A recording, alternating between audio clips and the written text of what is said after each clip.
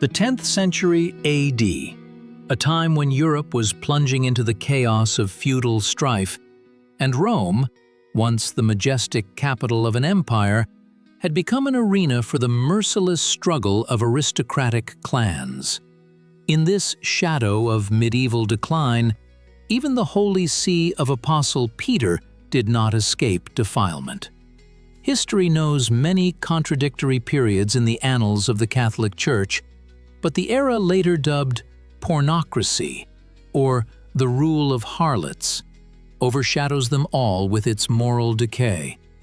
At the very center of this dark maelstrom stands the figure of Pope Sergius III, a man whose path to power was paved with the bodies of his predecessors.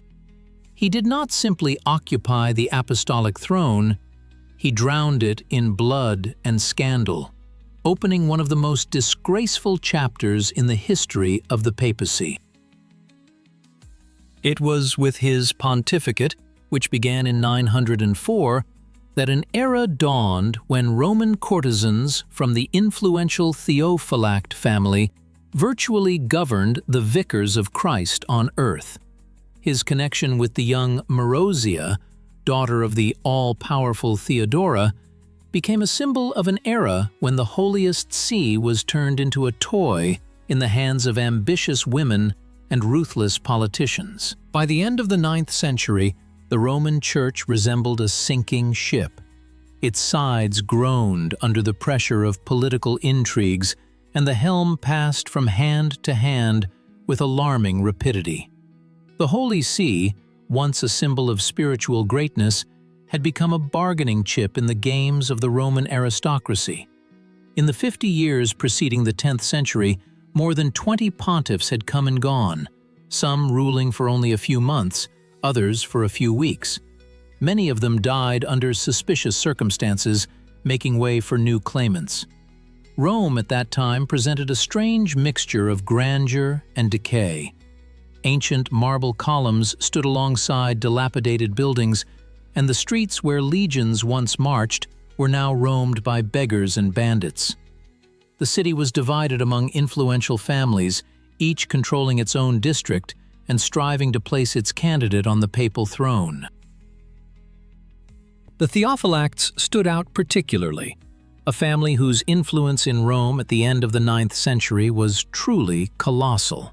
Theophylact, the head of the family, bore the lofty title of consul and commander of the papal militia. His wife, Theodora, a woman of extraordinary beauty and ambition, effectively governed the city through a network of her relatives and lovers. In such an atmosphere, the moral foundations of the church crumbled daily. Bishops openly bought their positions, priests lived in luxury and debauchery, and monasteries became refuges for aristocrats seeking not spiritual enlightenment, but political influence. Simony, the sale of church offices, became commonplace, as did nepotism, the appointment of relatives to key positions. The population of Rome, witnessing such a decline in morals among the clergy, held less and less respect for the church. Popes, who were supposed to be Christ's vicars on earth, behaved like secular rulers, more concerned with earthly riches than with the salvation of souls. Some of them openly kept mistresses and acknowledged their illegitimate children, seeing nothing reprehensible in it. It was during this period that what historians would later call the Age of the Dark Papacy emerged. The Church, having lost its moral authority, became easy prey for people like Sergius III, a man willing to do anything for power. He appeared on the historical stage as the embodiment of all the vices of his era, ambitious, ruthless, and unconstrained by moral principles. Behind every great event in history stand specific individuals, and the Dark Age of the papacy is no exception. Who was Sergius III before his name became a symbol of ecclesiastical decay? Born around 860 into an influential Roman family connected to the Dukes of Spoleto, young Sergius was destined for an ecclesiastical career from an early age.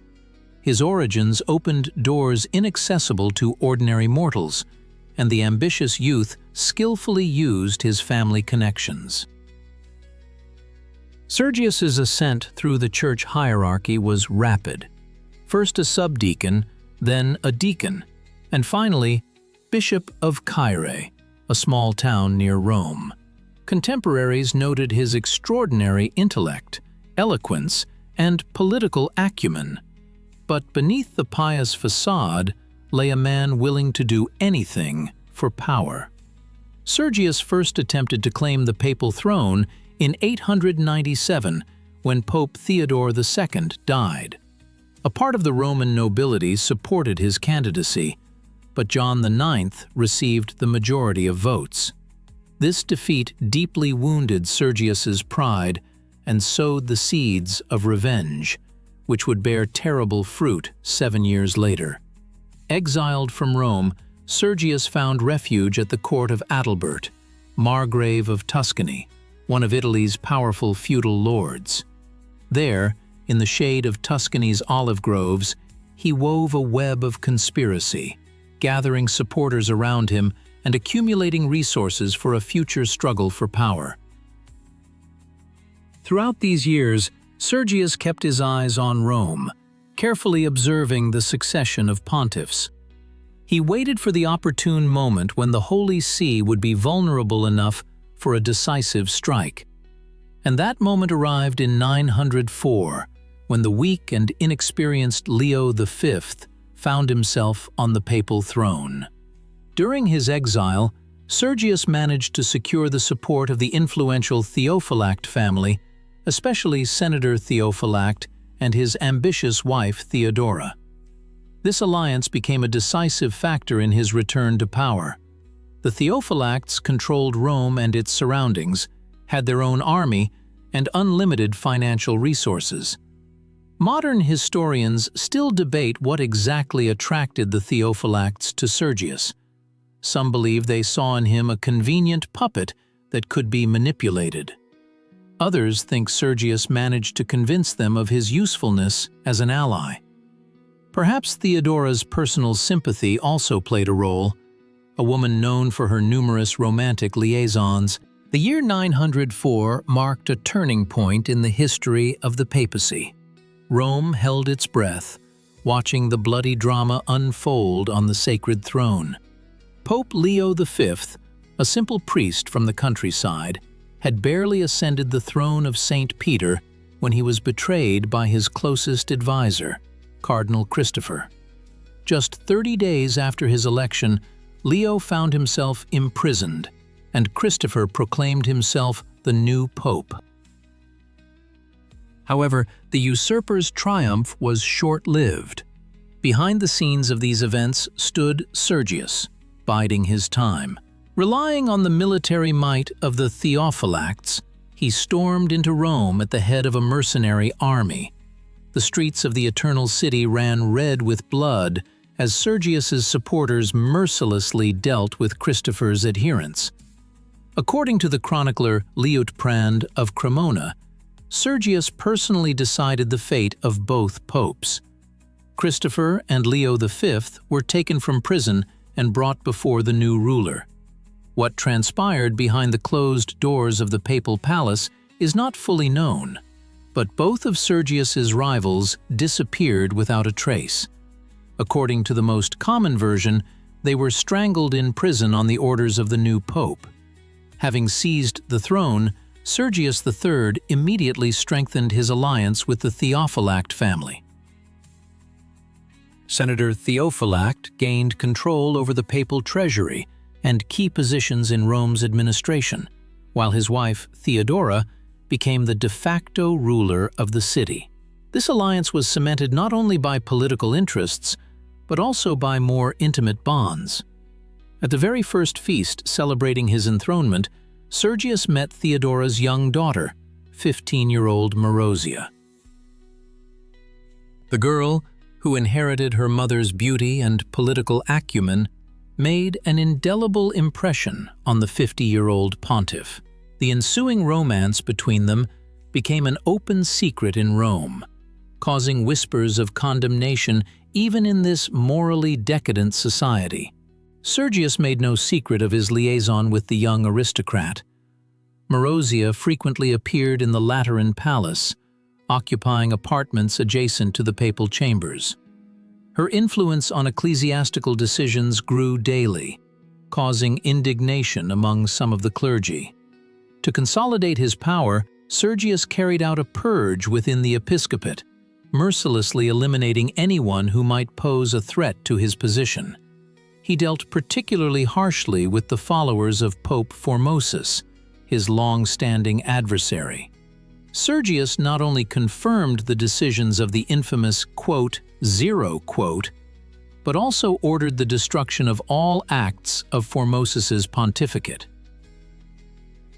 While Sergius secured the throne through violence and intrigue, the Theophylact family systematically seized control over all aspects of Roman life. Their influence extended from municipal administration to ecclesiastical appointments. No bishop could obtain his post without Theophylact's approval, and no papal decision was made without consultation with Theodora. Behind the scenes of papal power stood the mighty Roman family of the Theophylacts, true puppet masters, pulling the strings of ecclesiastical politics. At the head of this family was Theophylact himself, a man whose ambitions extended far beyond the usual aristocratic power. Formally, he held the titles of consul and master of the papal militia, but in fact, he was the uncrowned ruler of Rome in the early 10th century.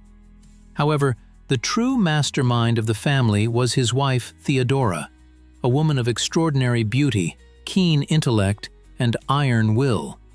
Contemporaries described her as the senatrix of Rome, acknowledging her de facto leadership in the city.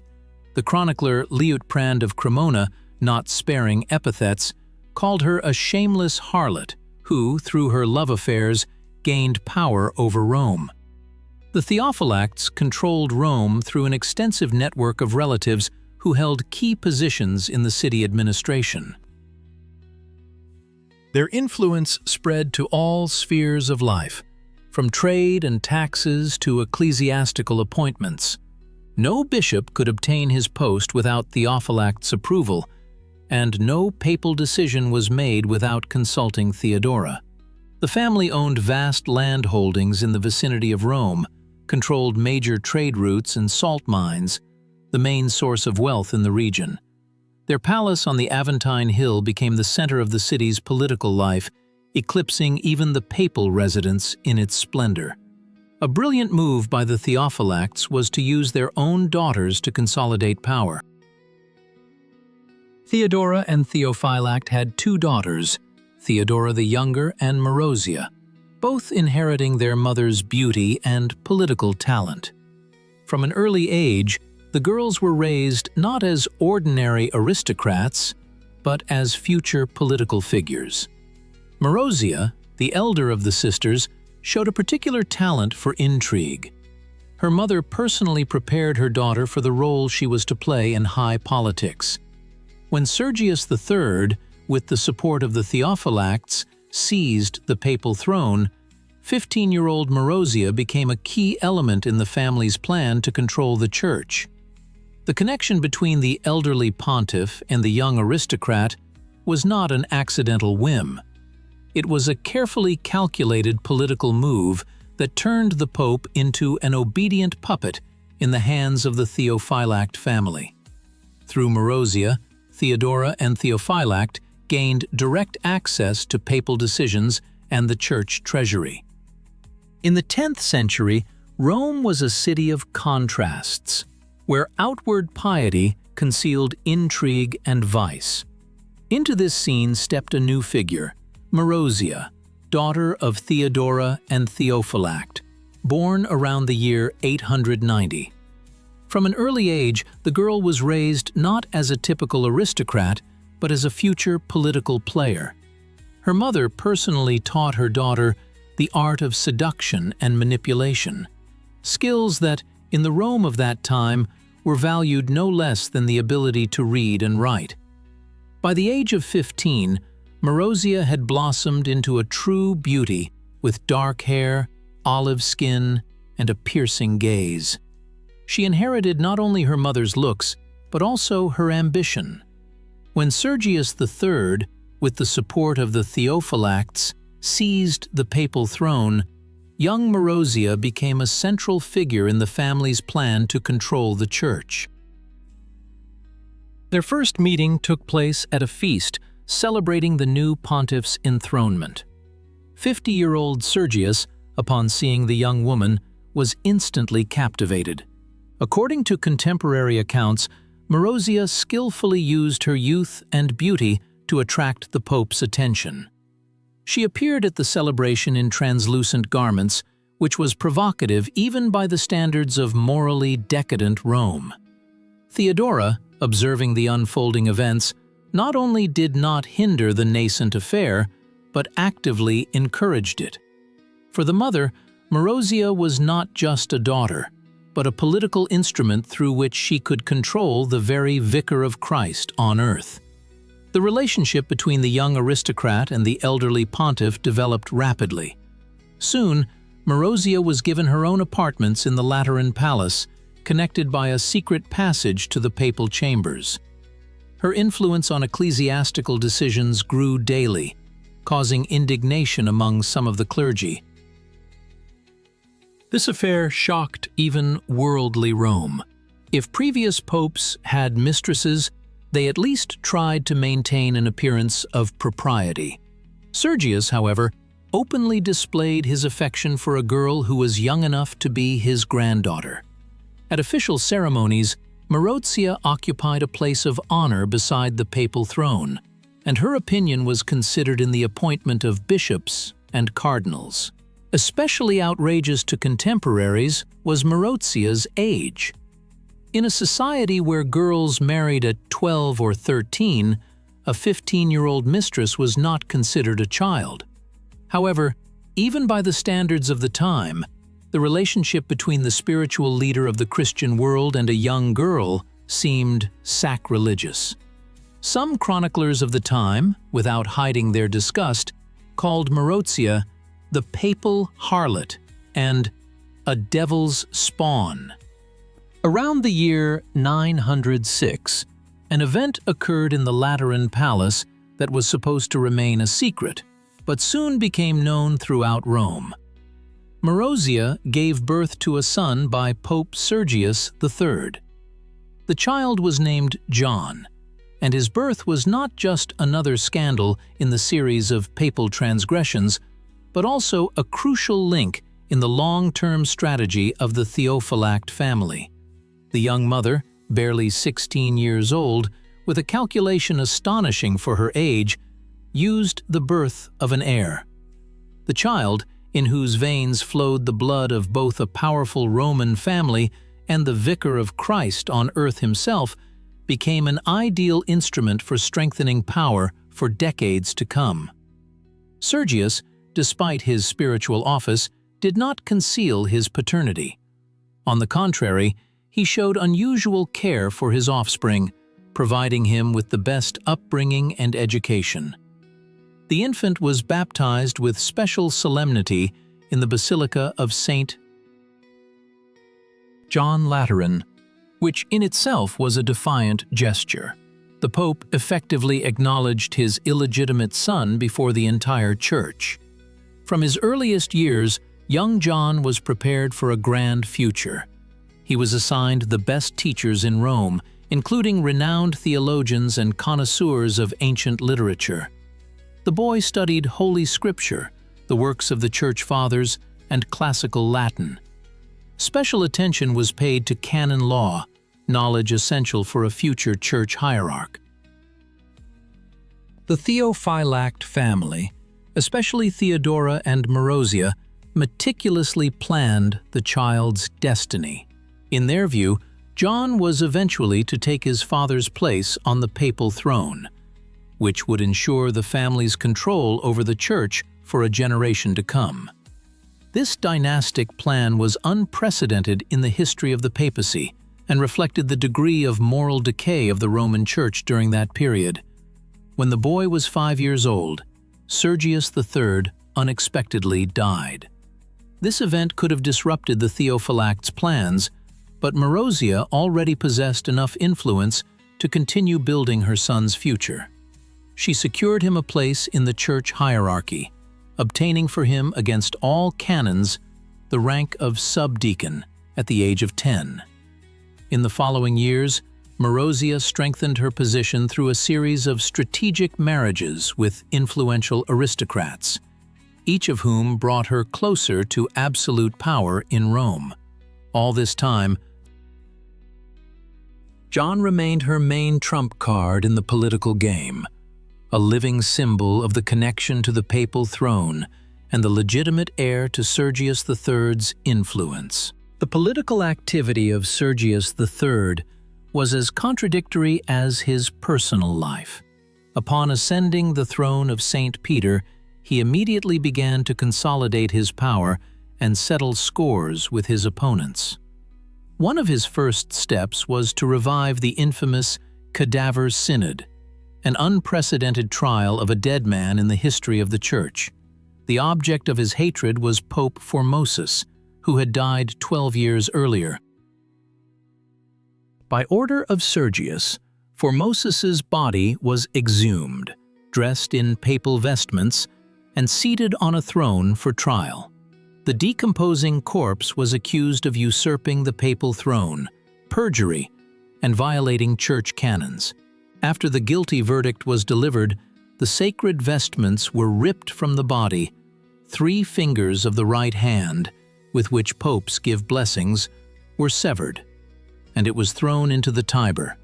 This barbaric act shocked even the most hardened Romans. Sergius did not stop there. He declared all ordinations and decrees issued by Formosus invalid, leading to chaos in the church hierarchy. Many bishops who had received their office from Formosus were deposed, and their places were filled by Sergius's appointees. In theological matters, the pontificate of Sergius III was characterized by extreme conservatism. He rejected attempts at reconciliation with the Eastern Church, deepening the schism between Rome and Constantinople. His bulls and decrees often contradicted the decisions of his predecessors, creating confusion in canon law. Relations with European monarchs under Sergius were mixed. He maintained close ties with Berengar of Friuli, a claimant to the imperial title in Italy, but clashed with German rulers. The French king Charles the Simple sought the Pope's support in the fight against the Normans, but received only formal blessings without real help. Within Italy, Sergius relied on an alliance with the Margraves of Tuscany and the Theophylact family, effectively turning the papal throne into an instrument of their policy. Under his leadership, a large-scale project began to restore the Lateran Basilica, which had been destroyed by an earthquake in 900. In the frescoes of the renovated cathedral, Sergius ordered himself to be depicted at the feet of Christ, a gesture of unheard-of vanity for a pope of that time. Inscriptions in the basilica glorified him as the restorer of the Church and savior of Rome, omitting his bloody path to power. The term pornocracy, or rule of harlots, first appeared in the works of 16th-century church historians, but it describes events that began with the pontificate of Sergius III. This cacophonous word denoted a 60-year period in the history of the papacy when the Holy See was effectively controlled by women from the powerful Theophylact family. This era, lasting from 904 to 964, became the darkest stain on the history of the Catholic Church. Sergius III was not just the first pope of this period, he laid the very system by which the Church became a toy in the hands of Rome's aristocratic families. His relationship with the young Marozia set a precedent where personal relationships became a tool of political influence. After Sergius, 6 more popes were directly or indirectly connected to the Theophylact family, including Marozia's son, who became Pope John XI. The mechanism of influence was simple and effective. Women from the Theophylact family became mistresses or mothers of popes, determining church policy through personal relationships. Theodora and her daughters Marozia and Theodora the Younger used their beauty and intellect to manipulate the spiritual leaders of the Christian world. They determined episcopal appointments, managed the church treasury, and influenced relations with European monarchs. In fact, during this period, there was a parallel power structure: the official one, in the person of popes and cardinals, and the shadow one, in the person of women from the Theophylact family. It is noteworthy that this system was so effective that it outlived Marozia herself. After her death, control over the papacy passed to her son Alberic, and then to her grandson Octavian, who became Pope John XII. Pornocracy changed the very nature of papal power, transforming it from a spiritual institution into a tool of political ambitions. Ecclesiastical positions were openly sold, sacred relics were used for political manipulations, and moral norms were completely forgotten. Contemporaries described the Lateran Palace of that time as a den of debauchery, where church services alternated with orgies and decisions on theological matters were made in the bedrooms of courtesans. The death of Sergius III in 911 did not mark the end of Marozia's story. On the contrary, it was merely the beginning of her true ascent to power. By the age of 21, the young woman already possessed immense political experience and influence, gained as a papal favorite. Now, freed from the shadow of the elderly pontiff, she could realize her own ambitions. Soon after Sergius's death, Marozia concluded her first strategic marriage with Alberic I, Margrave of Camerino and Duke of Spoleto. This union significantly expanded her political influence beyond Rome, connecting the Theophylact family with one of central Italy's most powerful military leaders. From this marriage was born a son, named Alberic after his father, who was destined to play an important role in the future of the Eternal City. When Alberic I died in battle with the Hungarians around 925, Marozia did not long indulge in grief. A year later, she married Guido of Tuscany, an even more influential Italian ruler. This marriage made her the de facto ruler of most of central Italy. All this time, Marozia did not forget her firstborn, John, the son of Pope Sergius. The boy received the best education and rapidly advanced through the church hierarchy at an unprecedented speed. By the age of 20, he already held a high ecclesiastical position, which was quite unusual for that time. Marozia's true triumph came in 928. Using the military might of her husband Guido, she organized a coup in Rome, arresting Pope John X, a long-standing opponent of the Theophylact family. The pontiff was imprisoned in Castel Sant'Angelo, where he soon died under mysterious circumstances. The official version stated that he died of illness, but many contemporaries were convinced that the Pope was strangled on Marozia's orders. After the brief reigns of two puppet popes, Leo VI and Stephen VII, Marozia carried out her main plan. In 931, her son by Sergius III was elevated to the papal throne under the name John XI. The 20-year-old youth became the youngest pope in history, but the actual power remained in the hands of his mother. Rome shuddered at the unprecedented scandal. A woman who had once been a papal mistress now became the mother of a pope and the de facto ruler of the city. Marozia did not hide her triumph, moving into the Lateran Palace and receiving ambassadors of foreign powers like a true empress. However, at the height of her power, Marozia made a fatal mistake. After the death of Guido of Tuscany, she decided to conclude a third marriage with Hugh of Provence, King of Italy. This union was intended to make her queen and ensure control over the entire Apennine Peninsula. The legacy of Sergius III extended far beyond his death in 911. Like poisonous roots, the system created by him and the Theophylact family penetrated deep into the structure of ecclesiastical power, poisoning it for decades. Rome, divided between warring aristocratic factions, became a battlefield where the Holy See became the main trophy in a ruthless game of influence. Sergius set a dangerous precedent, showing that the papal throne could be seized by force, and church laws could be ignored for personal gain. Subsequent pontiffs, many of whom were protégés of the Theophylact family, followed this example, deepening the crisis of church authority. The very idea of the papacy as a spiritual institution was undermined, giving way to the cynical pragmatism of political power. Particularly destructive was the influence of the system of nepotism created by Sergius, the practice of appointing relatives to key church positions. After him, this became not an exception, but a rule. Bishoprics, abbeys, and cardinal hats turned into the family patrimony of influential Roman clans.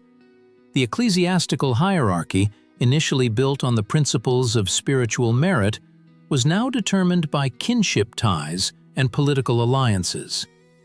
Corruption, which flourished under Sergius, took deep root. The sale of church offices, simony, became common practice. Holy orders could be bought like goods in a market, and spiritual titles became a subject of bargaining. This led to a catastrophic decline in the moral level of the clergy. People who received church positions for money, and not by calling, rarely cared about the spiritual well-being of the flock. The authority of the papacy in Europe was seriously undermined. If before, popes were perceived as spiritual leaders and moral authorities, now they increasingly resembled ordinary secular rulers, mired in intrigues and vices. Monarchs of European states treated papal bulls and decrees with growing skepticism, seeing in them not the voice of God, but an instrument of political manipulation. Roman factions, seeing the benefits of controlling the papal throne, turned the election of the pontiff into an arena of fierce struggle. After the death of each pope, the city plunged into chaos as rival groups tried to enthrone their candidate. This often led to the simultaneous election of several popes, each of whom considered himself the legitimate heir of St. Peter. Particularly indicative was the rise of Sergius and Marozia's son, John XI. His papacy was a direct result of the system created by his father. A young man who had neither experience nor calling for spiritual service found himself on the Holy See solely due to his mother's intrigues. Under his rule, the church became an instrument of the Theophylact family's politics, finally losing its spiritual mission. The study of the personality and deeds of Sergius III requires a critical approach to historical sources. Our knowledge of this controversial pontiff comes from a limited range of documents, many of which cannot be called impartial. The main evidence of the Pornocracy comes from the chronicles of Liutprand of Cremona, written in the mid-10th century. His Antipodosis, Retribution, contains vivid descriptions of the papal court and Sergius's scandalous relationship with Marozia. However, modern historians note that Liutprand was far from a neutral observer. As a diplomat in the service of the German emperors, he had political motives to blacken the Roman popes who opposed imperial ambitions. His colorful accounts of debauchery and murder could have been significantly exaggerated to discredit the papal see. Another important source, the Book of Pontiffs, Liber Pontificalis, the official chronicle of the papacy, is much more restrained in its assessments. It acknowledges Sergius's restoration of the Lateran Basilica, but remains silent about his personal life and methods of coming to power. Interestingly, Byzantine sources of that period barely mention the scandals in Rome, focusing instead on theological disagreements between the Eastern and Western churches. Medieval historians viewed Sergius differently. Catholic chroniclers of the 12th and 13th centuries tried to minimize mentions of the Pornocracy, considering this period an inconvenient stain on the Church's history. Cardinal Baronius in the 16th century, in his Ecclesiastical Annals, called Sergius's reign the leaden age of the papacy, acknowledging moral decline but explaining it by external political circumstances rather than the pontiff's personal qualities. Protestant historians, on the other hand, used Sergius's figure as proof of the corruption of the Catholic Church. Martin Luther and his followers often cited this period as an example of why church reform was necessary. Modern historical scholarship strives for a more nuanced understanding. Many scholars, including Peter Partner and Eric John, point to the need to view Sergius's actions in the context of the chaotic political situation of 10th century Rome. They note that the term pornocracy was invented significantly later than the events described and reflects the moral standards of another era. The era of pornocracy, initiated by Sergius III, could not last forever. Its end came in the mid-10th century, when the Church itself realized the need for purification from defilement and a return to true spiritual values. This dark period was brought to a close by the German king Otto I, who in 962 invaded Italy and was crowned Emperor of the Holy Roman Empire. Witnessing firsthand the moral decay of the papal court, he was shocked and outraged. Pope John XII, grandson of Marozia, led a lifestyle more befitting a secular ruler than a spiritual leader. He held orgies in the Lateran Palace, appointed lovers to church positions, and was even accused of turning the papal residence into a brothel. Otto convened a synod at which John was deposed, and Leo VIII was elected in his place, the first pope in a long time not connected with the Roman aristocratic clans. This event marked the official end of pornocracy and the beginning of a period of reforms. Imperial intervention in church affairs had dual consequences.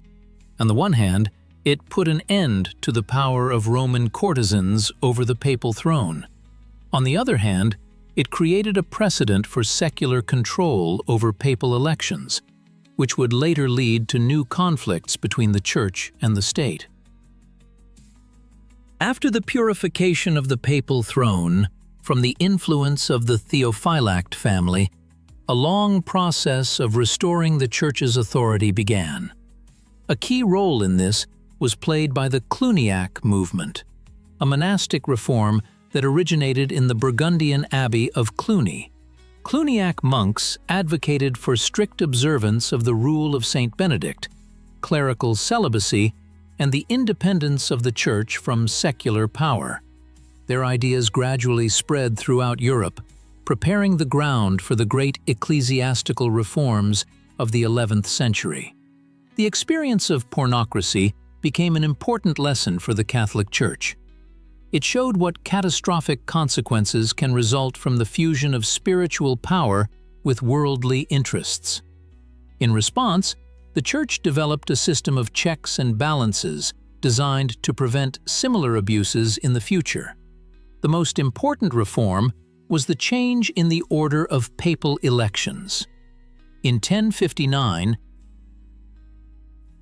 Pope Nicholas II issued a decree according to which the right to elect the pontiff was granted to the College of Cardinals. This significantly reduced the influence of the Roman aristocracy and the imperial court on papal elections. Another consequence was the tightening of requirements for the moral character of the clergy. the Church began a resolute struggle against simony, the sale of church offices, and Nicolaitism, the violation of celibacy. Priests convicted of these sins were subjected to severe punishments, including deprivation of their ecclesiastical rank. The era of pornocracy also led to a rethinking of the role of women in church life. While previously women could have significant informal influence on church affairs through their husbands and lovers, their role was now strictly limited. Nuns were separated from male monasteries, and women's access to the church hierarchy was completely closed. The period of reforms reached its zenith under Pope Gregory VII, who ascended the throne in 1073. His pontificate was the complete opposite of the era of Sergius III and his successors. Gregory led an ascetic lifestyle, resolutely fought corruption in the church, and defended its independence from secular power. His confrontation with Emperor Henry IV, known as the Investiture Controversy, showed that the church would no longer be a docile instrument in the hands of secular rulers. In the history of the papacy, there are many controversial figures, but even among them, Sergei III stands out with an especially dark silhouette. To truly appreciate the scale of his moral degradation, one should compare him with other scandalous pontiffs of different eras. Pope Alexander VI of the Borgia family, who reigned in the late 15th century, became famous for nepotism and love affairs. He openly acknowledged his illegitimate children and promoted them up the ecclesiastical and political ladder. However, even Alexander did not dare to organize cadaver synods or physically eliminate rivals. Pope John XII, Marozia's grandson, turned the Lateran Palace into a place of constant feasts and entertainment, where, according to contemporaries, debauchery was only replaced by hunting. But even he did not come to power through the murder of predecessors. Pope Benedict IX, in the 11th century, occupied the papal throne 3 times, and once even sold it for a huge sum of money. He was accused of witchcraft, debauchery, and murder, but even he did not usher in an entire era of moral decay, as Sergei did. How then did the Church deal with such an inconvenient legacy? The strategy was multi-layered. Firstly, official history often softened the most scandalous details or explained them by political circumstances. Secondly, the Church emphasized that the personal sins of the pontiff do not diminish the holiness of the institution of the papacy itself. According to the doctrine of ex cathedra, even an unworthy pope remains infallible in matters of faith and morals when speaking with official teaching. Thirdly, periods of decline were usually followed by eras of reform. After the Pornocracy came the Cluniac movement, which cleansed the Church of the most egregious abuses. After Alexander VI came the ascetic Julius II, and then the educated Leo X. The Catholic Church learned to view such dark periods as trials through which the divine institution must pass to prove its indestructibility. If even people like Sergei III could not destroy the Church, this logic goes, then it truly stands on a divine foundation. Modern Catholic historiography acknowledges the facts of the moral degradation of some popes, but interprets them as proof of the human nature of the Church, which, despite all trials, retains its divine mission. Pope John Paul II, in his encyclical Ut Unum Sint, 1995, offered a historical apology for the sins of the Church, including periods of moral degradation of the papacy. This ability for self-purification and renewal through the acknowledgement of past mistakes remains one of the main mechanisms for the survival of the Catholic Church over 2 millennia. History often repeats itself, and the lessons of the past become a guiding thread for the future. What has the modern Catholic Church learned from the dark period of the Pornocracy initiated by Sergius III? This question is particularly relevant today, as the Church seeks to restore the trust of believers after numerous scandals of recent decades. First and foremost, the dark era of the 10th century led to a fundamental rethinking of the papal election process.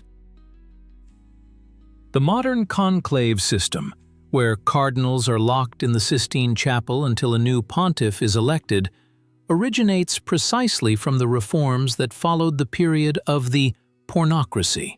The isolation of the electors from the outside world is intended to minimize political and familial influence on the election process, which was a major problem during Sergius's time.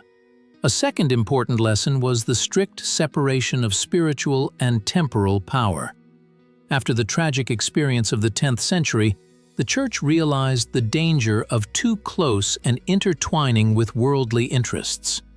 The Second Vatican Council in the mid-20th century finally solidified this principle, proclaiming the autonomy of the Church in spiritual matters and the necessity of cooperation, but not merger, with temporal power. Institutional transparency became another legacy of those dark times. The modern Church has created a complex system of checks and balances within its structure. Financial reporting, regular audits, and the public nature of decisions made. All these are measures aimed at preventing the corruption and nepotism that flourished under Sergius and his successors. Particular attention is paid to the moral character of the clergy. Strict rules of celibacy, careful selection of priestly candidates, and a system of continuous education are designed to prevent a recurrence of a situation where the highest ecclesiastical positions were held by individuals completely unsuited to their office. Paradoxically, it is precisely thanks to such dark periods as the era of Sergius III that the Catholic Church was able to develop mechanisms of self-purification and renewal. The history of the "2" is regularly studied in seminaries as a warning to future clergy about what the moral degradation of the church hierarchy can lead to. In the year 2000, Pope John Paul II offered an unprecedented public apology for the sins of the Church's past, including the period of the Pornocracy. This act symbolized a new approach to historical heritage, not suppressing dark pages but acknowledging them and learning lessons. The story of Sergius III and his era reminds us that even the most sacred institutions are made up of people with all their weaknesses and vices. But it also shows the Church's astonishing ability to revive after the deepest falls. Perhaps this capacity for renewal is the secret to the Catholic Church's 2,000-year existence.